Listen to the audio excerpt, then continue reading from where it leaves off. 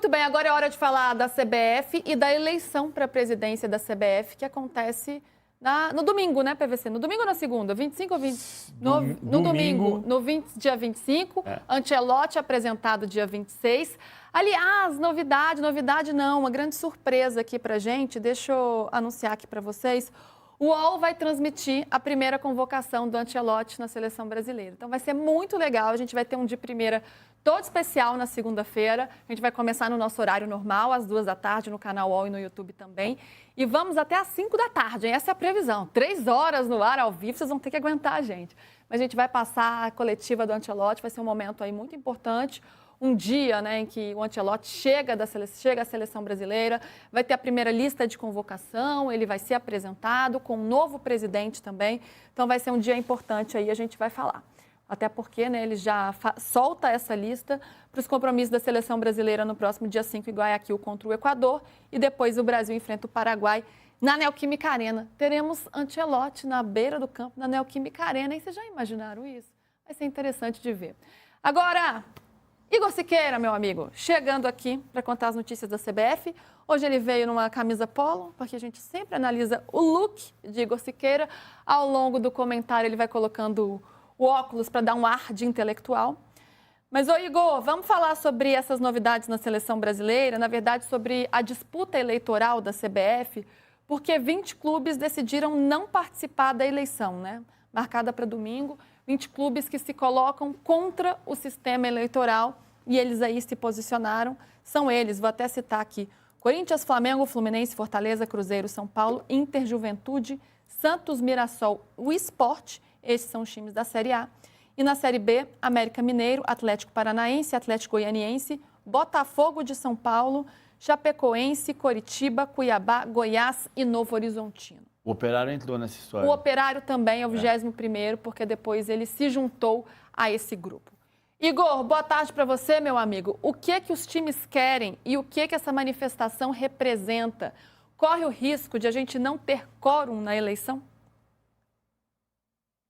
Boa tarde, PVC, amigos do canal UOL. Esse é um estágio 3 dessa mobilização dos clubes. Se a gente lembrar desde sábado o que tem acontecido nos bastidores, enfim, nas reuniões internas entre eles, primeiro teve a carta de apoio, né, de 30, que acabou ficando em 29, 30 clubes apoiando o Reinaldo Calheiros Bastos, a candidatura que não foi adiante na concorrência com o Samir Chald na CBF.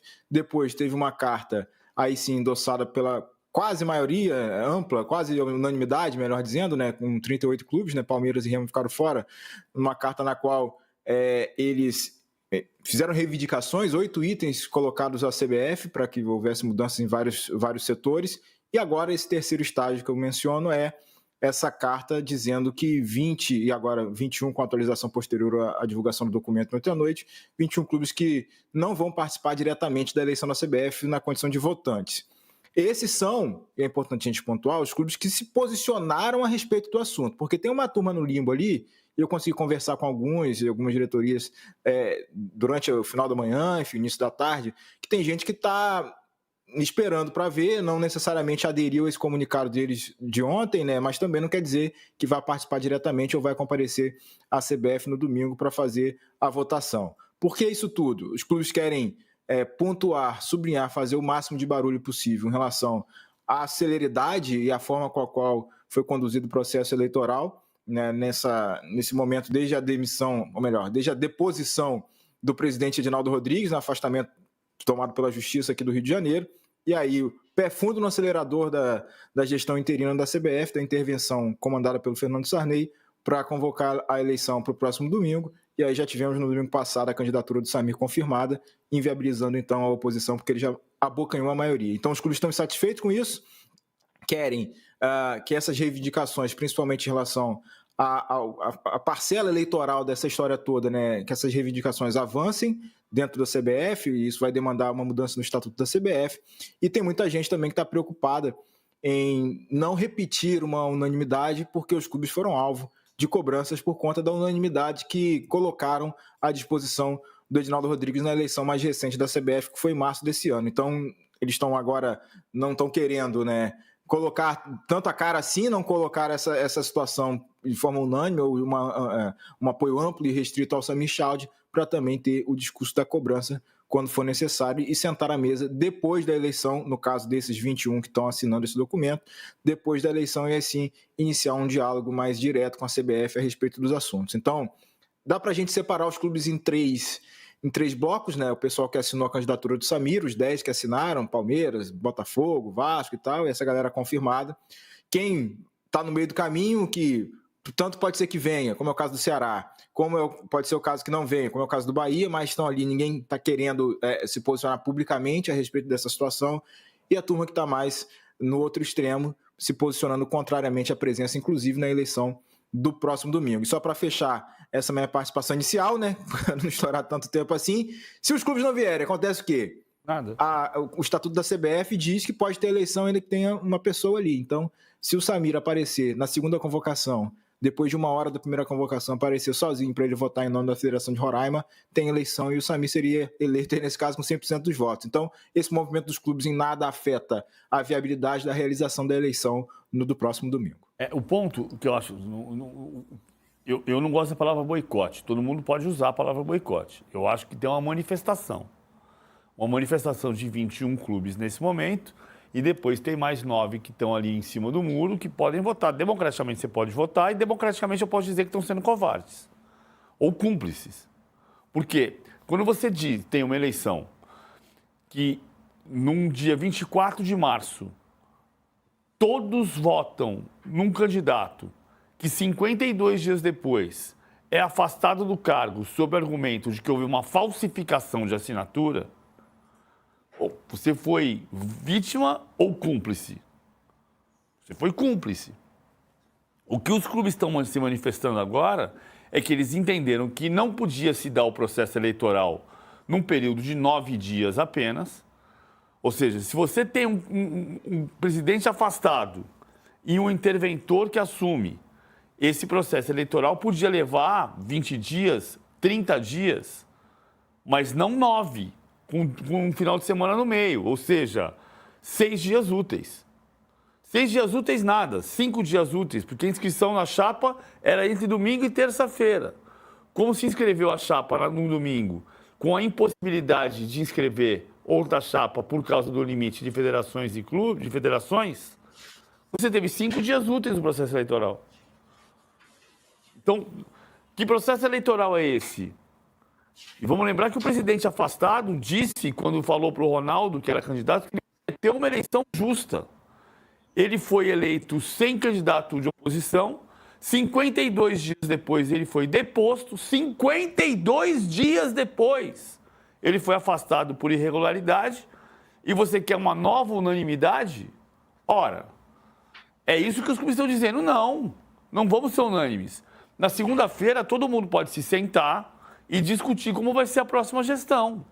Mas no domingo não vai ser unânime. Desculpa, não tem como ser unânime. Então a manifestação, nesse caso, é absolutamente democrática. Assim como democraticamente a Leila pode votar no Samir. Democraticamente, o Vasco pode ter a razão dele com o Tribunal de Justiça do Rio de Janeiro para votar no Samir. Democraticamente, o Tairo Arruda pode dizer na reunião dos clubes que houve uma aproximação com Brasília, seja lá o que Brasília represente, e para votar no Samir. É democrático. E democraticamente, eu posso achar que é covardia de quem não quiser se manifestar contra. Ou pode ser cúmplice de novo. Democraticamente, cada um tem seu direito democrático de ter sua opinião.